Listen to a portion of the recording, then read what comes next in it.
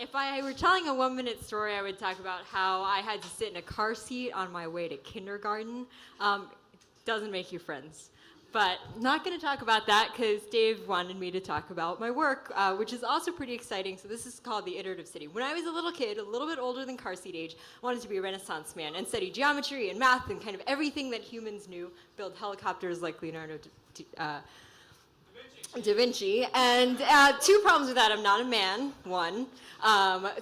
2, I'm about 700 years too late to study all of human knowledge, right? So I went to go study something else interdisciplinary, which was human-computer interaction. So how linguistics and how we see and cognition all combine into our experience of using software, and I went to design it at Google.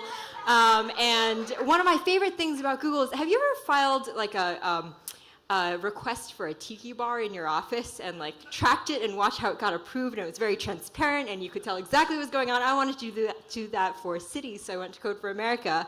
There are actually a lot of similarities. So we call the stuff on the left, it's information architecture. We stole that term from real architecture, but you're essentially designing environments where people work and play. And our charter with Code for America in the city of Philadelphia was to think about how communities came together. And this one councilman really tells a good story about what's weird about communities today. He says, people don't even care about parking tickets. They don't care about what's happening locally. And I think that what's actually happening is our communities are everywhere. It's not just my block or my ward or my neighborhood, right? But I have communities, the Ignite Philly community, the Indy Hall community, I have my community that I was born with or went to college with. So communities are at all levels. And what it boils down to is if we're building communities online, if we're building software or tools to connect communities online, we have to think about how they relate to communities offline, right? So start offline, move online, move back online. And there are 3 things that the Google mobile team used to talk about is there are only 3 ways to get you to take your phone out of your pocket. You're bored, you need something right away, like where the heck is Johnny Brenda's, or it's just a habit, right? So we decided to attack the bored by going to places where you're spending time waiting and inviting people to communicate with their cities at places where you already have a spare moment. Once you send a text, we actually start a conversation back and forth and collect what's behind the scenes, a lot of structured data, but also provides a really humane way for cities and people to connect.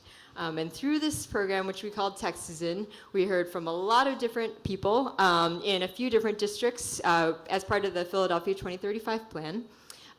We heard everything from turning Market East into a draw for families to we want more traffic calming to I need a smaller toilet seat for my kid's bottom because his ass is not as fat as Tyrone's. And all of this, people talk a lot about bringing design techniques to cities. There's kind of 3 main components: design, prototype, and learn. And I think cities are doing a great job on the design and prototype side. And I think there's so much potential on the learning side, right? Because when you go talk to your users and think about what they're really doing, as we did in the case of Google Spreadsheets, when we learned that most people actually don't really care about the spreadsheet, they just need to give you 1 line of information. That's how we built Google Forms and said, well, screw spreadsheets, screw signing up, just give me the information. So one method is doing need finding. Someone else mentioned earlier, learning from extreme users. So Austin, who was the first speaker, talked about Uber like 6 times. He is an extreme Uber user, right? So talk to him about how well Uber is working. Another method is building usability lab. Let's take Chris Landau's parametric modeling, project them in 3D space, and then get people to walk through them to see if those designs work in real life. Right now, cities only have 2 ways to talk to people: 311 and that public meeting at 5 p.m. on Tuesday that's really inconvenient. And there's so many more methods that we can use to talk about, to learn about and connect with who we serve.